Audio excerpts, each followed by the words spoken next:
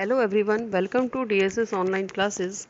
Today we will discuss about the last part of geography chapter first, India size and location. In this video we discuss about the remaining topics. Now very first important topic is that the southernmost point of Indian Union was Indira Point up to 2004. After 2004 Indira Point was submerged under the sea water in tsunami. So remember about this also. Now, students, our very important and next topic is India and the world. Students, as mentioned already, India is situated in the southern part of the Asia. हम पहले के videos में भी ये चीज़ पढ़ चुके हैं कि इंडिया जो है वो इंडियन ओशन के सदर्न या हेड पर या एशिया के सदर्न मोस्ट पार्ट में सिचुएटेड है। और ये जो है ये किस तरीके का पार्ट है या किस तरह से ये एरिया को ऑक्यूपाई करता है एशियन कॉन्टिनेंट में। ये एक पेनिसुला है। पेनिसुला मीन्स मैं आपको बता चुकी हूँ कि पेनिसुला जो है जो 3 पार्ट्स जिसका 3 साइड जो है वो ओशन से घिरा होता है। अब हम इंडियन ओशन की जब बात करते हैं तो इंडियन ओशन जो है the peninsula tapers toward the south and divide northern part of the Indian ocean into 2 parts. ये इंडियन ओशन को 2 पार्ट्स में डिवाइड करता है, one lying to the east of the peninsula and the other lying to the west of the peninsula. अब हम अगर बात करते हैं तो जो नीचे त्रिकोण बनता है सदर्न पार्ट में या साउथ साइड में जो इंडिया जो है तिकोना बनता है वो 2 पार्ट में इंडियन ओशन को डिवाइड करता है। The northward extension of Indian ocean to the west of India is called Arabian sea. जब हम वेस्ट साइड में देखते हैं तो जो हिस्सा वेस्ट साइड में है उसे हम अरेबियन सी के नाम से जानते हैं, और जो ईस्ट साइड में है इंडियन पेनिसुला के वो उसे हम बे ऑफ बंगाल के नाम से जानते हैं। These 2 extensions of the Indian oceans give India a very long coastal line. अब ये जो 2 एक्सटेंशन है, ये 2 पार्ट्स में इंडियन ओशन जो बढ़ता है तो ये क्या करता है, इंडिया को एक बहुत लंबा कोस्टल लाइन देता है या कोस्टल एरिया देता है। और ये एरिया जो है इंडिया का जो मेन लैंड कोस्टल लाइन है वो आप पहले भी पढ़ चुके हैं, पहले के वीडियोस में हम डिस्कस कर चुके हैं, वो है 6100 किलोमीटर्स। अब आगे देखते हैं, on the north of the Indian chain of lofty mountains run from east to west uninterruptedly for thousands of kilometres. इसके बाद आप नॉर्दर्न पार्ट में देखते हैं, नॉर्थ वाले साइड में देखते हैं तो वहाँ पे आप हिमालयन माउंटेन्स को देखते हैं और ये 1000 किलोमीटर्स तक ये माउंटेन्स जो है ये फैले हुए हैं। और ये क्या करते हैं, ये एक तरह का बैरियर का काम करते हैं। तिब्बत और चाइना के बीच में जो है एक बैरियर बनाते हैं, एक रुकावट बनाते हैं। अब उनसे मिलने के लिए या तिब्बत और चाइना के साथ जो है ट्रेड करने के लिए, वहाँ माइग्रेट करने के लिए, वहाँ से आने या जाने के लिए कई सारे पासेस हैं। इनमें से जो मेजर पासेस हैं वो मेजर पासेस कौन कौन से हैं इनका नाम देख लीजिए। पहला जो है वो जोजिला है जो जम्मू और कश्मीर में है। दूसरा है शिपकीला हिमाचल प्रदेश में है, नाथुला सिक्किम में है। इनके अलावा और भी बहुत सारे छोटे छोटे पासेस हैं जो अफ़गानिस्तान के पैसेंजर्स को प्रोवाइडेड हैं, जिनके थ्रू वो लोग आते जाते हैं, जिसमें से खैबर, मालखंड, गोमल, ये बहुत सारे पासेस आप देखेंगे। These passes have played very important role in trade and migration. ये passes जो हैं, अगर ये passes नहीं होते तो इनके थ्रू जो है लोग एक इस एरिया से उस एरिया में नहीं जा पाते या नहीं पहुंच पाते। Now very quickly we will discuss about the India and the world trade relations. अब हम रिलेशनशिप समझ लेते हैं कि इंडिया का और वर्ल्ड का जो ट्रेड रिलेशन है वो कैसा है। What was happening? The global world was happening through trans-Indian ocean routes that was connecting India with other countries of Europe and Asia, as we can see in the image. आप image में देख सकते हैं कि कैसे सी root या oceans के through जो है या इंडियन ओशन के थ्रू जो है यूरोपियन कंट्रीज़ के साथ या यूरोप और एशिया के दूसरे कंट्रीज़ के साथ जो है इंडिया का कनेक्शन है या इंडिया को कनेक्ट किया गया है। Remember, Indian Ocean is a single ocean in the world which is named after country. And why it is named after country and why? Because India is sharing the largest coastal boundaries with Indian Ocean. So that when you know that, you must remember this. The next one is about one very important canal which is known as Suez Canal.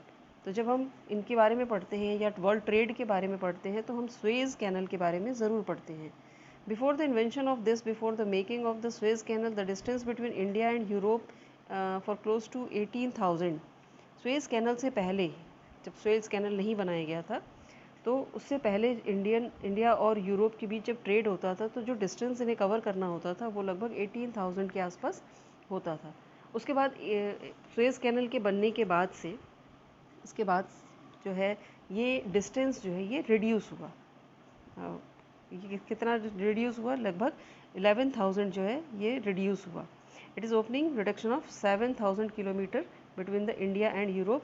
ये reduce होकर के कितना हुआ? 11,000 हुआ। और कितना reduce हुआ? 7,000 reduce हुआ।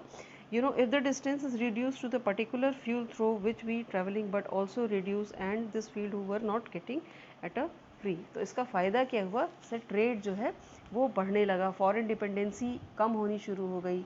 इसके साथ ही साथ ये जो सुएज़ कैनल जब बनाया गया था ये 1869 में बनाया गया था।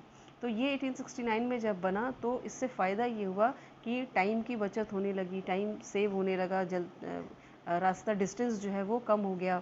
इसके अलावा दूसरी कंट्रीज़ के साथ कनेक्शन बढ़ गया, यूरोपियन कई सारी कंट्रीज़ के साथ जो है वो कनेक्शन बढ़ गया। तो हम अगर एडवांटेज देखते हैं तो डिस्टेंस रिड्यूस हुआ, फ्यूल सेव हुआ, फॉरेन करेंसी जो है वो सेव होने लगी, फॉरेन डिपेंडेंसी कम होने लगी, टाइम सेविंग हो गया, प्रोडक्टिविटी और प्रॉफिट जो है ये बहुत ज़्यादा बढ़ गई, कमोडिटीज़ का एक्सचेंज भी बढ़ गया।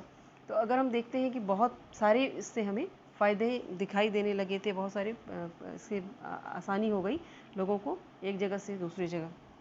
इसके अलावा जब हम बात करते हैं कनेक्टिविटी की, तो India is connected with Europe, north America, south America through both the route, the Cape of Good Hopes and Suez Canal. Indian can also reach Canada and the USA through the Strait of Malacca after crossing the Pacific Ocean.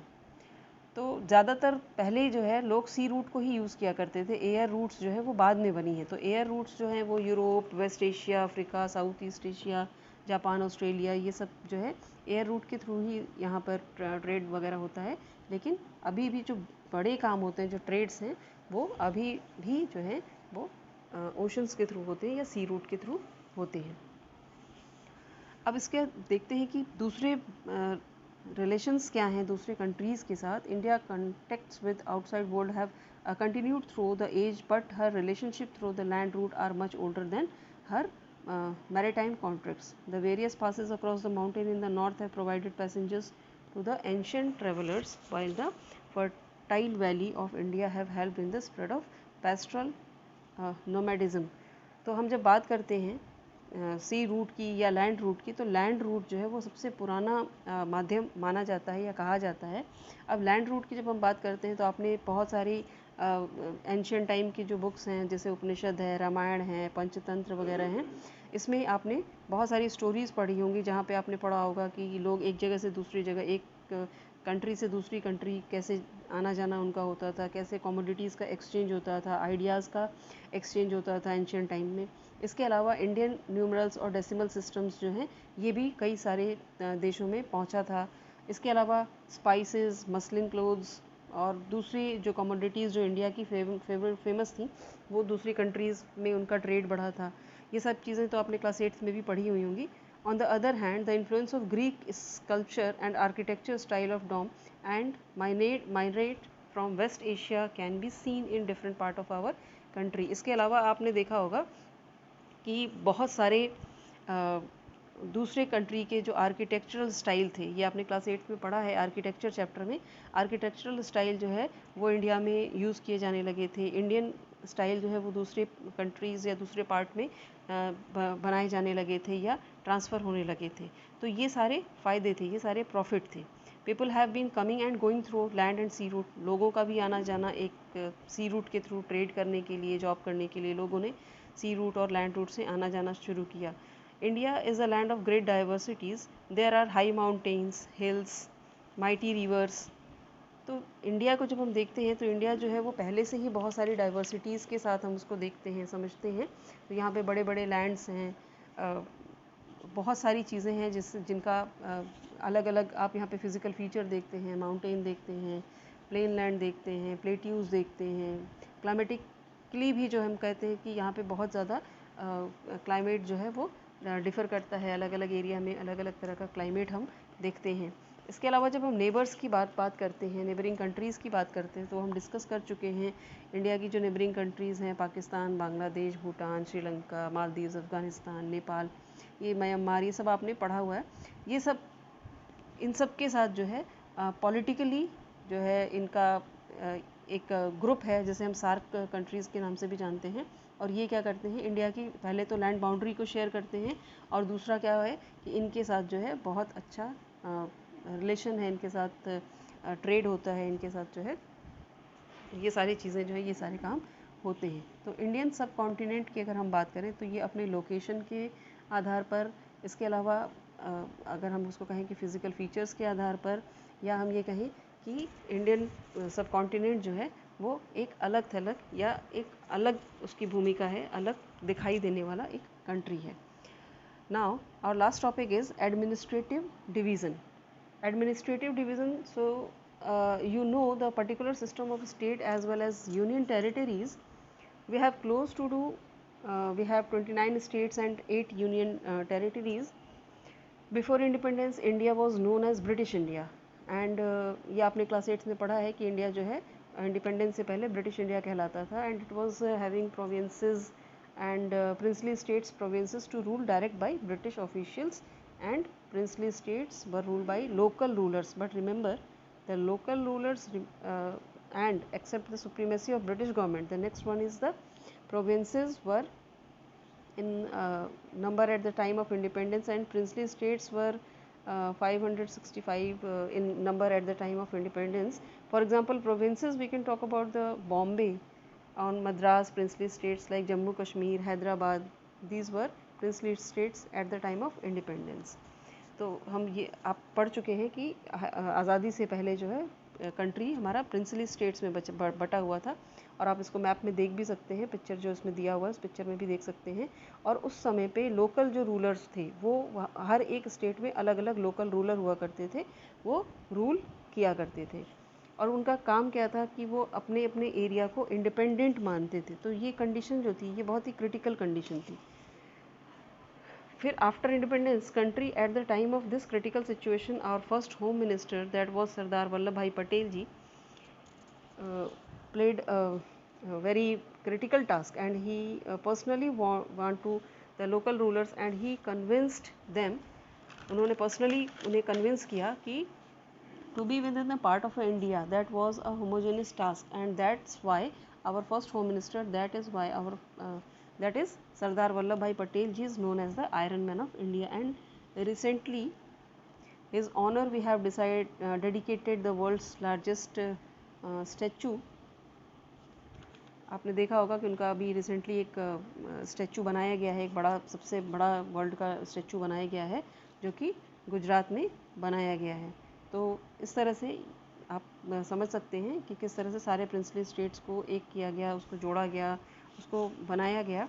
तो हम जब administrative divisions की बात करते हैं तो जितनी आपकी 8 यूनियन टेरिटरीज़ और 29 स्टेट्स जो हैं उनको बनाया गया, उसके बाद दिल्ली, राजस्थान, नेशनल कैपिटल्स में उनको बांटा गया। इसके अलावा लार्जेस्ट स्टेट्स और स्मॉलेस्ट स्टेट्स, लार्जेस्ट स्टेट आपका है राजस्थान, स्मॉलेस्ट है गोवा है, इसके अलावा यूनियन टेरिटरीज़ हैं। तो ये सब जो है मिला करके आपका ये चैप्टर जो है ये कवर होता है। So children, that is all in the particular chapter. I hope you have learned the complete chapter. If you have any confusion, then ask me. I will meet you in the next chapter. Till then, bye, take care, thank you.